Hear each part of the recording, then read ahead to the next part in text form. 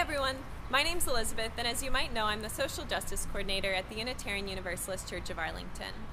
I'm here to personally talk with you about why I've gotten involved in the Poor People's Campaign, and why I hope you'll join us for the last few actions of this movement's powerful 6-week launch to draw attention from our elected officials, as well as the media, to the urgent issues of systemic racism, systemic poverty, ecological devastation, and militarism.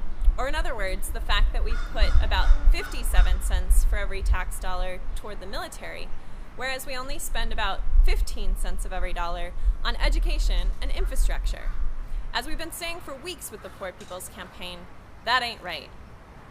One reason I'm involved is because our association, the UUA, has gotten involved.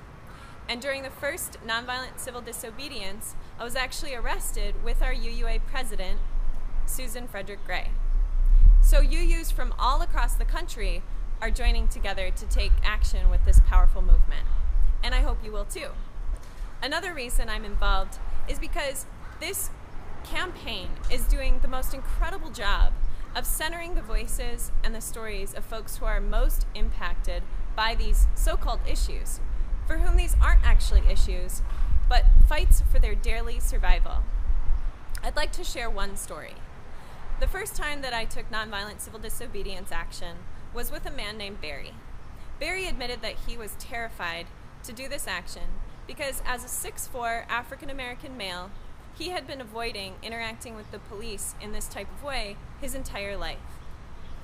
When we were on the street and the police were arresting people, I looked back and saw that Barry was literally just silently weeping. And as I gave him a hug later, he told me, "I've avoided getting arrested my whole life."